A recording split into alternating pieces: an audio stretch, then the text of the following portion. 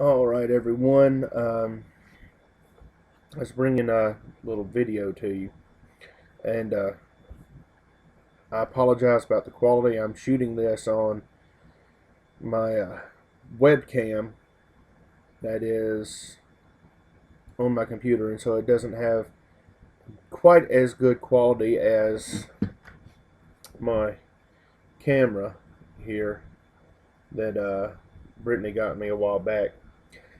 Uh, I'm having to shoot it this way because I've just upgraded to Windows 10, and I kind of want to keep Windows 10. It's a good stable system. It's not being bogged down by a lot of updates right now, like my Windows 7 was, and it can actually run all my games, and I can record a few little things on it. But and if you've noticed that there's no opening to this video, partially, and this is I'm gonna give just a quick little review. I like Windows 10. It's very simplified. I want to actually do a better review of it, shoot some video of it, um, but it one of the major flaws, and I do a lot of video recording and stuff like that for this channel, and also my other channel where I post my sermons, which is Hebrews 4:13. Um, and I'm actually coming to you kind of real on this now. Not as really the Junk Prince character. This is just me. One thing I find very disappointing about Windows 10 is that it doesn't support the old Windows Movie Maker that I have. And I looked to see if there's a Windows Movie Maker for 10, and I could not find one. And I actually looked on the Microsoft website, and it said there is not a Movie Maker for Windows 10. I'd have to find another app, or I'm going to call it a program because that's what they always used to be called before everybody started calling them apps or applications, programs. I'd have to find a different program to run to to do movies with. Well, I'm cheap, and so I was looking for a free movie maker. Well, Windows Movie Maker was a good free one. I used that to create a lot of videos. It could handle various different file formats in putting them onto the thing, and it could save out in good HD quality. Um, but it's not supported. So I'm on the hunt looking for another movie maker video editing program, and everything that I found was vastly inferior. I mean, unbelievably inferior. And I'm sure that they're probably okay movie editors, but they like couldn't trim. You couldn't put text on it. It was just take a clip, splice them together. Well, that's horrible because I've got to be able to trim and edit and really just get it right. I like to put an opening, but I can't do that with Windows 10 now with the Movie Maker. Um, I can't do that with these other little free programs. I found some that I could do that, but the learning curve is just ridiculously complex. You basically have to be the very person who created the program to know what everything does because it's also cryptic. So, anyway, um, my wife and my good friend, who generally comes over a whole lot, and I'm not going to mention his name to respect his privacy because he doesn't like. He likes to stay. He's a very private person. I'm going to just say that. Um, we used to get on a game called Neverwinter. Well, with the baby coming and having to do a lot of house cleaning, I just don't have the time to invest in an MMO. My gaming experiences now are very, very limited. I cannot sit there for hours on an MMO RPG. I still do play RPGs and stuff, but it's going to have to be stuff like with the PSP, the GameCube, my old games. Just kind of pop it in and run with it, you know. Um, and so I still do gaming, and we're gonna raise him as a gamer, of course. But I just don't have the time right now to invest in a long term game that requires me sitting there for hours on end just to do the daily missions. Well, so anyway, he got on that game because that we were on it. Not that he was necessarily a particular fan of it. Another thing too that really caused us to kind of jump off the game is they made a whole lot of changes to it, and it doesn't mean that we will never come back to the game, but it's like we busted our rear ends. We busted our butts to get to the max level, and then at the level cap, and then they increased it by 10. And you would think that would be exciting, but it actually just seemed kind of disappointing. Because it's like we worked hard to get up to the max level, to get the epic gear and stuff, and then it's like just everything was taken down a notch. So, and like I said, it's not that we will never go back to the Neverwinter game. It's just right now we have we've basically just we've had to put it on hiatus. That's a good way of saying it. Uh, so anyway, since he doesn't really get on because we haven't really been getting on, he's going to bring my old computer that he is borrowing from me uh, because it could actually handle the game and his couldn't because of different spec requirements. Uh, he is going to bring that back, and it's running Vista, and so it has a movie maker, and so I'm going to transfer my openings uh, from this computer that I'm on right now, which is my HP, and I'm going to put it on my other computer that he's going to be bringing back here in the next couple days. Uh, so, and it has the movie maker and that I need, and so we're going to get back to the quality is going to get back up. So just bear with me on this video. Now, I want to talk with y'all about something real quick, and this is I know this video has already gone to the 8-minute mark, well, 8 minutes and almost 9. But I want to talk with y'all about something. I want to come to you with something real. Something that actually makes me quite sad. And it is a nostalgic thing. And I don't feel bad for kids per se that they can just bring up on YouTube, bring up on Netflix, any cartoon that they want to see. I don't feel bad that we have these programs today, these television channels like Cartoon Network, Disney XD, and Nickelodeon. But there is a certain nostalgia factor to the way that people in my generation and those before me grew up.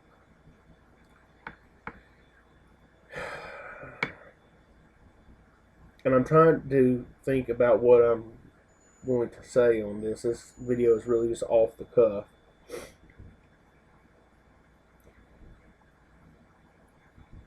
Kids today really don't know how lucky that they have. They don't realize how blessed that they are. People may say, "Oh, you sound like an old man," and yeah, yada yada yada. No, they really don't. And I know every generation says it, but I think it holds the most true for my generation.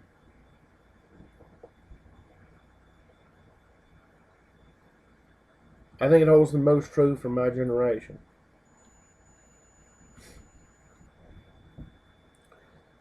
Because my generation actually grew up in,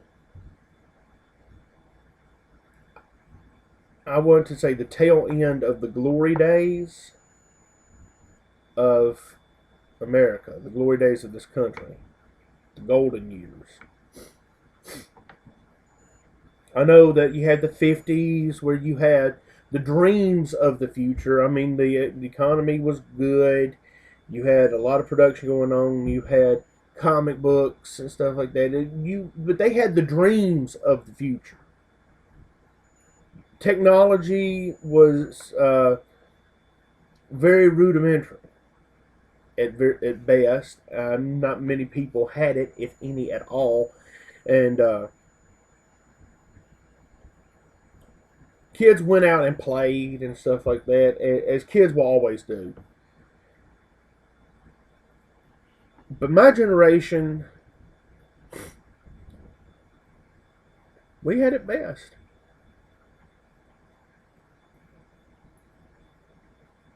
We had the, and when I say my generation, to an extent, we still have it best. You see, I came in on the tail end. Let's take, for example, video games. My generation came in at the tail end of the Atari 2600. The Atari 2600. I grew up with the Atari 2600. Eventually, I got a Nintendo Entertainment System and Super Nintendo. And so I grew up in the Bit Wars. And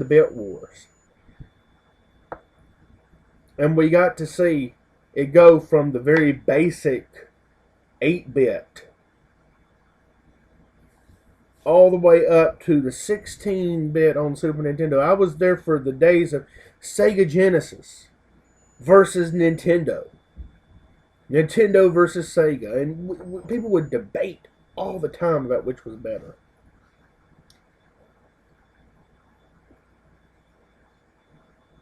And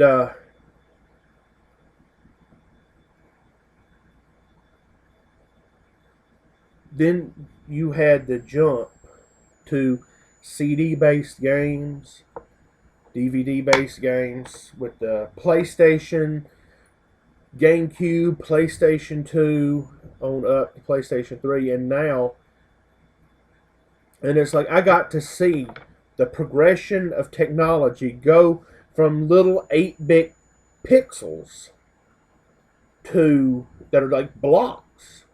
From everything from the Game Boy and Nintendo and Atari, all the way up to the rendering of graphics on games like Skyrim. It looks almost realistic.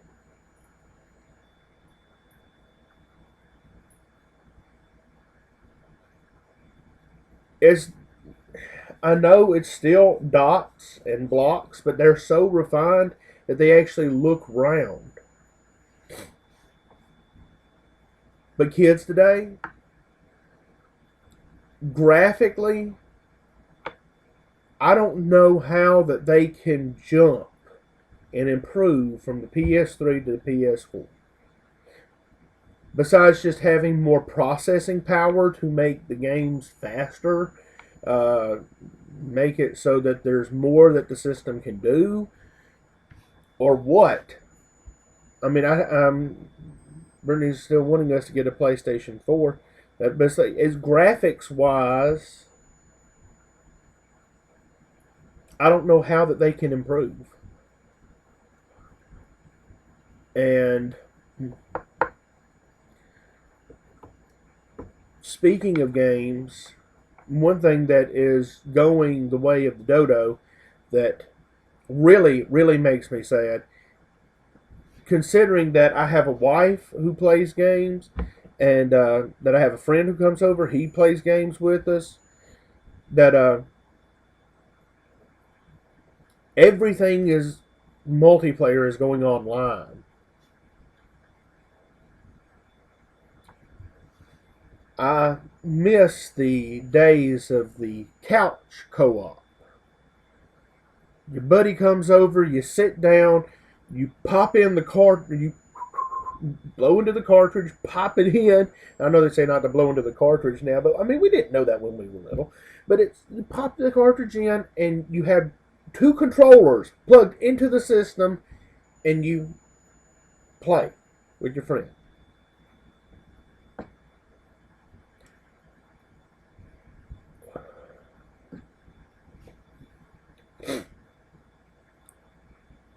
You just don't have that these days. I mean, there's probably a few out there, but you really just don't have it. And that's why I hang on to all my old game systems.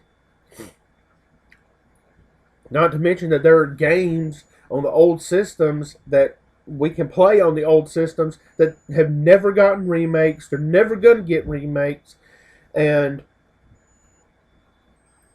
if I got rid of my old systems, I'd have to get rid of the games because you could never play them again on the new systems.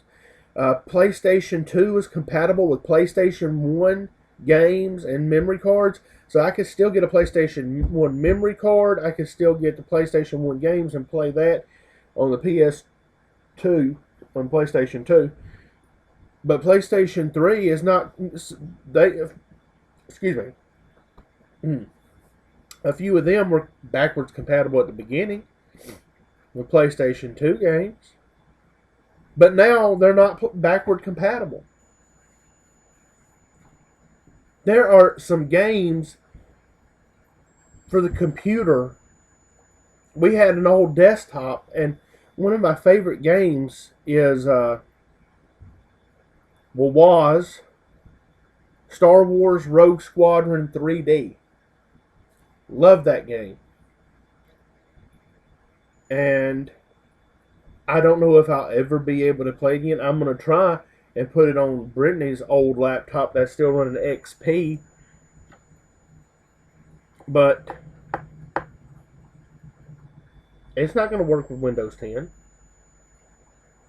They don't have it on Steam like Knights of the Old Republic. And that was one of my favorite computer games. And I'll never be able to play it again if I can't get it on Brittany's old computer.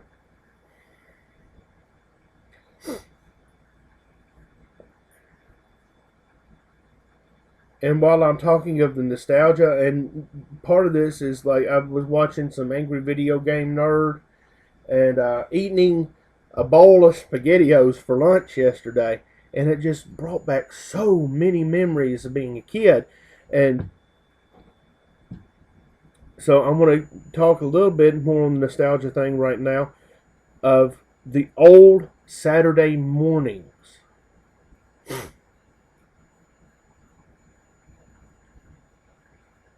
The old Saturday mornings.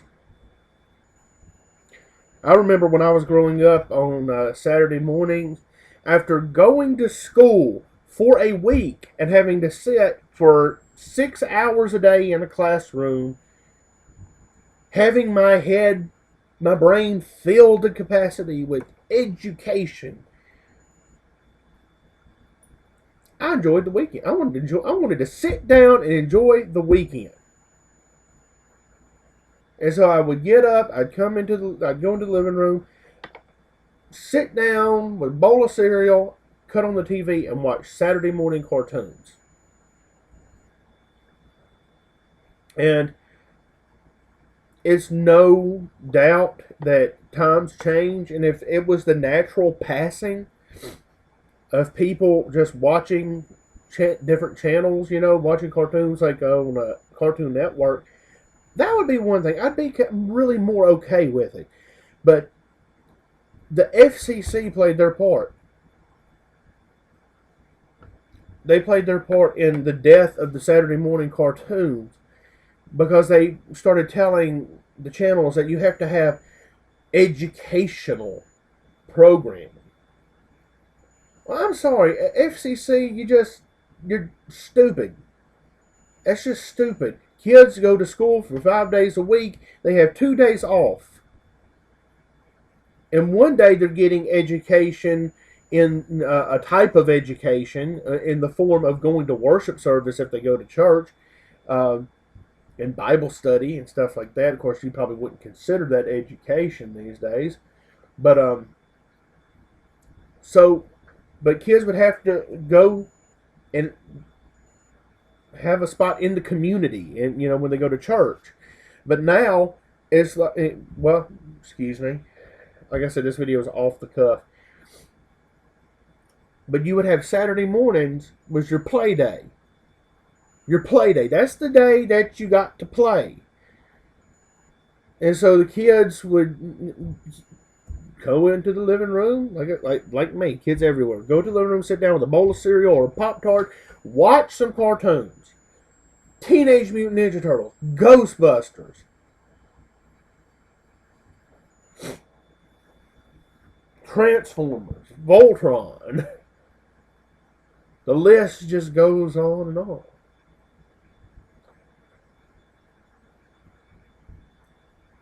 And then you go outside to play, or if it was bad weather, you'd sit inside and play a video game. Or sometimes if you just wanted to, you sit inside and play a video game. What am I talking about?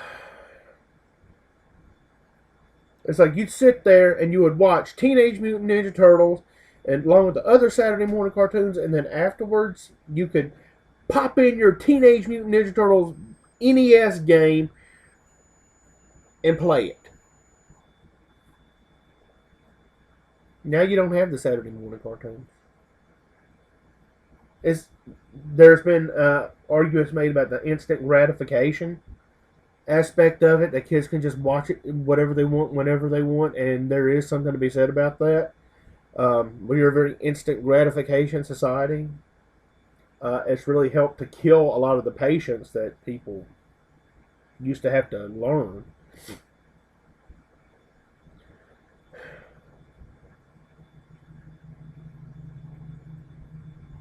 But after sitting through school for 5 days a week, kids, they don't want to sit through more school on Saturday morning. They want to watch cartoons. They want to play. Because children want to be children.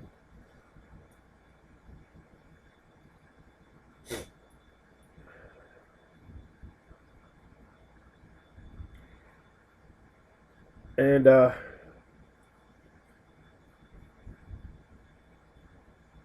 speaking of the nostalgia factor,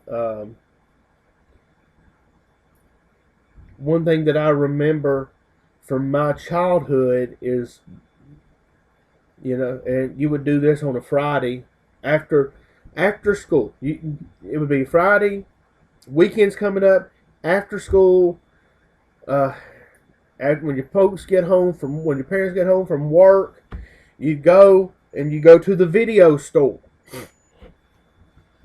You go to the video store in just a second, and you would find, I know this is a brand new, never been opened Maxell videotape, but you'd go to the video store and you would find a videotape, a VHS tape that you would rent, and then you would go and you get a pizza. I know we got our pizzas. Excuse me. You go and you get a pizza, and we would get one like from Little Caesars.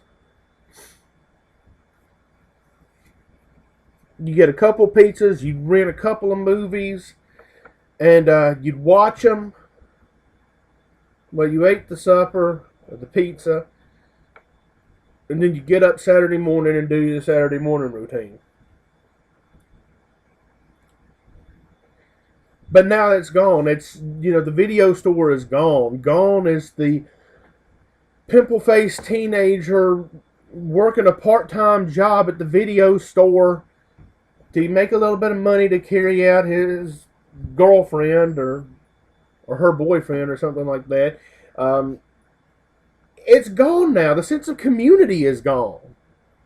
Now it's interpersonal. It's not interpersonal. It's impersonal. Excuse me. You get up, you click a few buttons on a computer, log into Netflix, and there you go.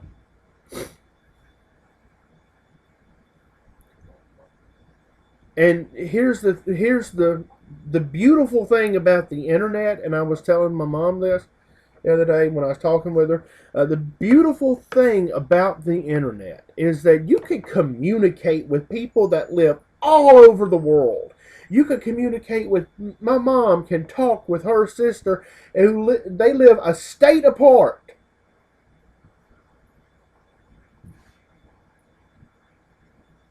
It's nice to know that my friend and I, we had a friend. We knew a guy when we were going through high school. He's a friend of ours. He went to the military, and he's been over in Japan for a long time. And it's nice to know that we can, just hit him up on a message on Facebook, and he lives clear across the globe. But I really do fear, just like being plugged into the Matrix, that the internet is starting to take over our personal lives to the point that we don't use it to converse and play games with people that are clear across the globe, but we are using it to replace the conversations we have with our neighbors, with our friends coming over, sitting on the couch playing games with us. And to the game manufacturers that are no longer making two-player couch co-op. Now, I understand if you're going to have like 4 to 6 players and stuff like that, or a lot of different players, go ahead, have the internet thing. But when you have a 2-player game, there is no reason that you shouldn't. You need to have it options. 2-player couch or 2-player internet play. But it's all impersonal now. There's no talking with people. There's no sense of community. There's no sense of ritual. Of you work hard during the week, and then you get the payoff at the end. It's just instant gratification.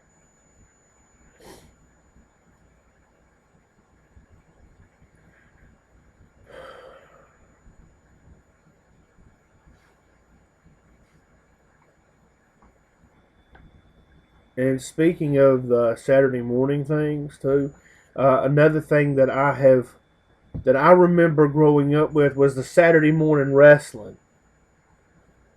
I remember back in the days when the WWE was called the WWF, World Wrestling Federation. I remember the Saturday morning wrestling that would come on locally in Memphis, USWA, the Memphis Wrestling. It would come on Saturday mornings, and you would have Jerry the King Lawler. You'd have Jeff Jarrett. You'd have Brian Christopher. You'd have all these different, Mabel. And I remember in the WWF, now it's called WWE, you had Hulk Hogan, Macho Man Randy Savage, Rowdy Roddy Piper, who just recently passed away. You had Big Boss Man, Jake the Snake Roberts, Undertaker. And I know some of those are still around today. Some of them are still wrestling. Some of them are not. Some have even died. But the thing is, what they had back then. And I watched wrestling. I watched an episode of wrestling a while back recently, and I've been wanting to kind of comment on it. This is a long video, but it's a culmination of what I've been wanting to talk about for a while. Something that has killed wrestling for me is that there's no characters. There's no characters. I remember the Undertaker would come out with Paul Bearer, and it would have the whole like graveyard, dark mist. He'd come out looking like a zombie or something like that, and you had these characters. Hulk Hogan would come out with the red and yellow, and doing his number, and when he would Hulk up, just the characters, larger than life characters. They were comic book characters brought to life. They were superheroes brought to life. And you had a battle between good and evil. Sometimes evil would win, but most of the time good would win.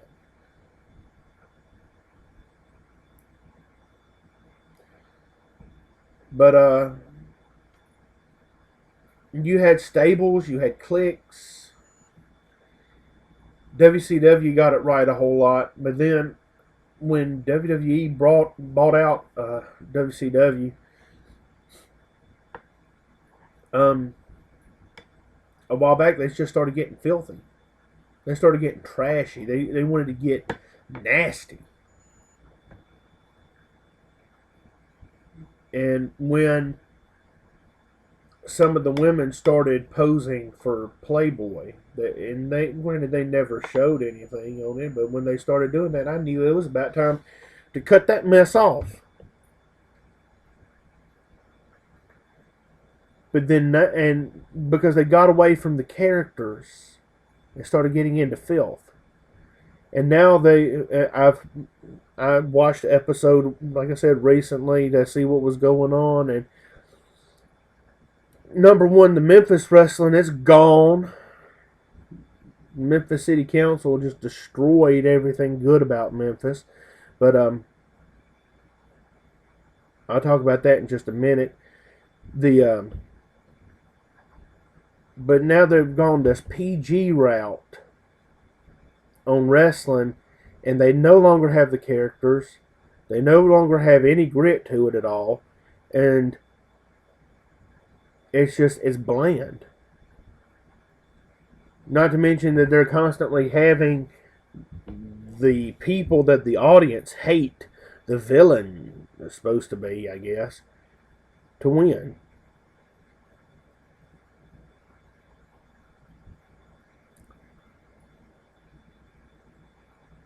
It's like the good guys never come out on top.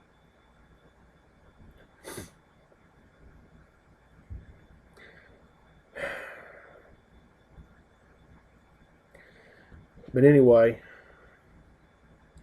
about Memphis real quick. The Memphis City Council, they want to destroy everything good about Memphis.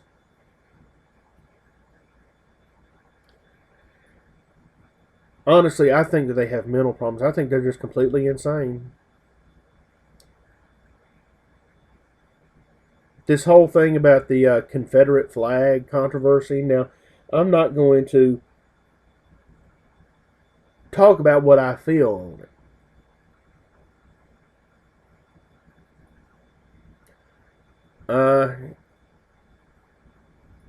I'm just going to leave that up for me to know and everybody else to just wonder.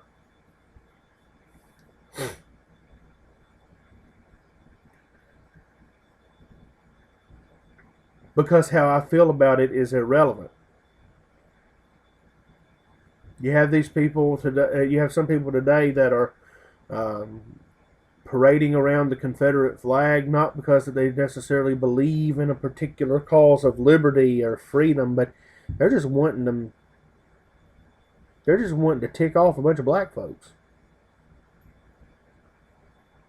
And I can understand why that they're wanting to do it, because they feel that their culture, their heritage is being attacked. And it's folks like the Memphis City Council that are partially responsible for it. Because they've lost their minds. A nutcase shoots up a church over in South Carolina,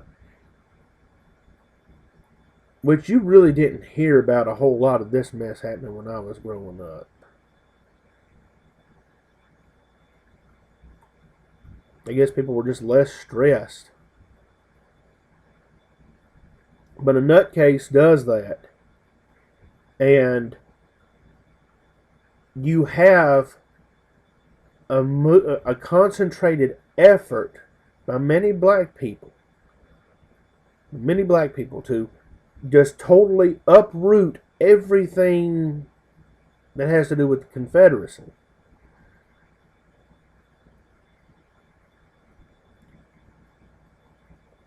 And I tell you why that's stupid.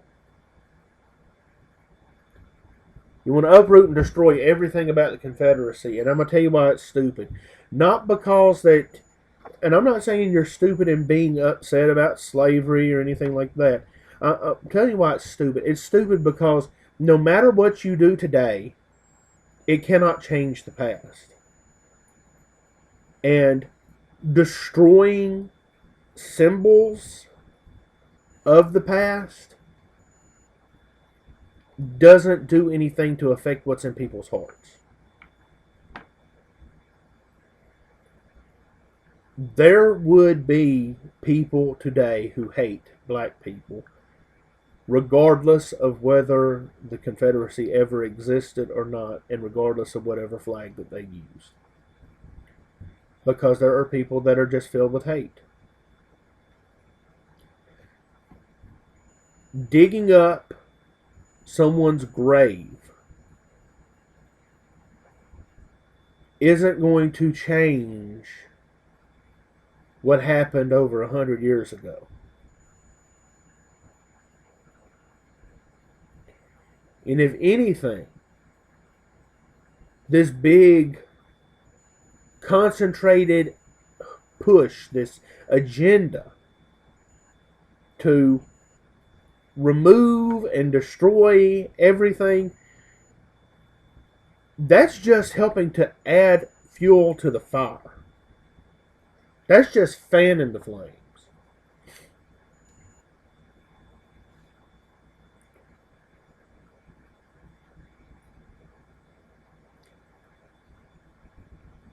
And so, but the way the Memphis City Council is wanting to dig up Nathan Bedford Forrest, it just shows that they've completely lost their minds. He's not responsible for anything that happened today. Leave his body, his shell, just alone. Take a step back and say, how can I help? How can I help put the fire out rather than fanning the flames? But needless to say, that I had my doubts about the Memphis City Council because it was under Willie Harrington and the Memphis City Council, and then later A.C. Wharton, that and I don't care what color that anyone is. It has to do about policies.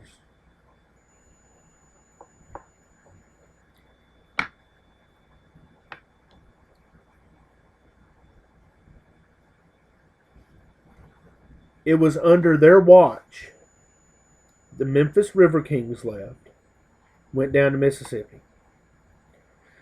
Memphis Wrestling is gone. They left, went down to Mississippi, and then vanished, then just died out. Liberty Land closed. The Mall of Memphis closed. Adventure River closed.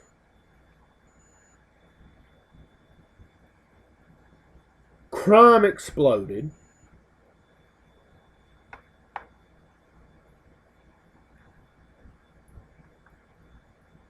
And just Memphis became a very, very dangerous place to be, to live, to work.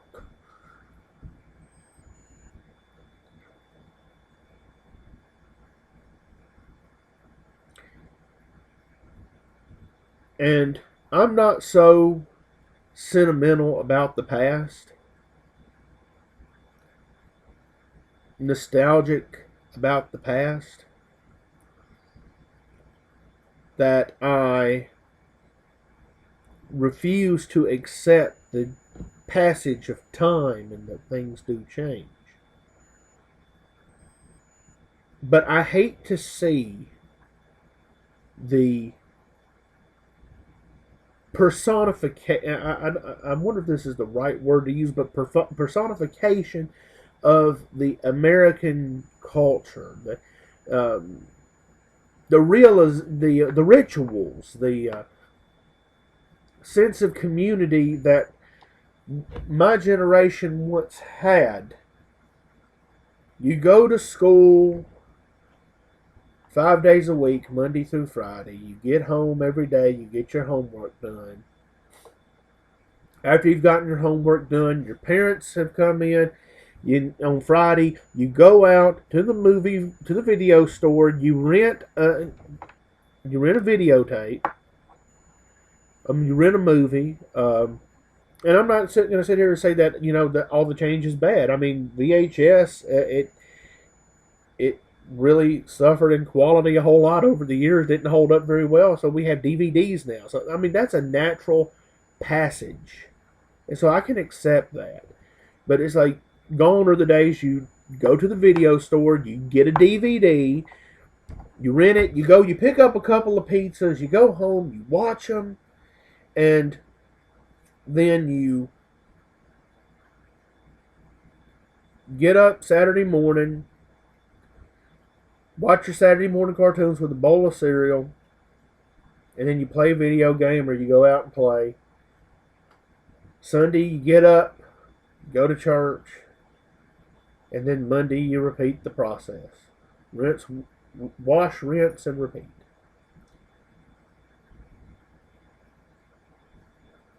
Gone are those days. And partially it has to do with very, very foolish decisions. And those are the ones that make me sad. Those are the ones that fill me with sadness, with regret. And I wonder if there was anything that my generation could have done to affect those decisions. And so part of me today is wanting to hold on to the old technology and still use it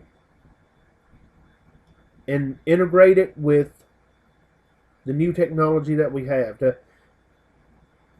Because I don't want my kids to grow up wondering what it was like to have to put it on channel 3 and have the cartridge to play the game. I don't want my kids to grow up in a world where that if you want to play a game, that you have to have 2 systems, 2 games, 2 TVs, and an internet connection with a subscription just to play the 2-player games. I don't want them to grow up wondering what a cassette tape is. I don't want them to grow up wondering what a VHS tape is. I want them to be well versed in new technology, but also in old technology. And so, some things they'll never be able. Some things that I experienced as a kid, they will never be able to experience. Some things they will be able to. Whatever I can hold on to so that they can experience it, just to even get a taste of what their dad went through, what their dad experienced. I hate to quote the movie The Mummy Returns, but one of the characters, he said it best: a man does not know where he's going unless he knows where he came from. That's why the past is so important. And I want to give a shout out to the Angry Video Game Nerd. I really appreciate him helping to bring the old games to the forefront. And a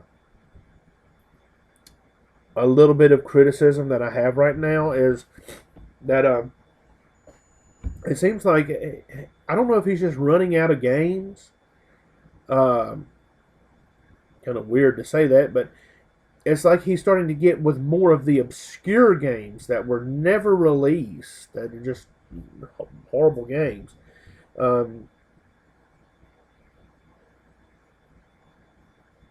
So I'd like to see him return back to just like reviewing the old games that were bad or something like that. He doesn't mean he has to stop reviewing these horrible games, but it's like Hong Kong 97. I mean, nobody really played that. But anyway, I'm going to close this video out. It's been too long. Wanted to kind of explain what's going on with the computer right now, and just give my thoughts on a few things. So, thanks for listening. Thanks for putting up, and I will catch y'all later.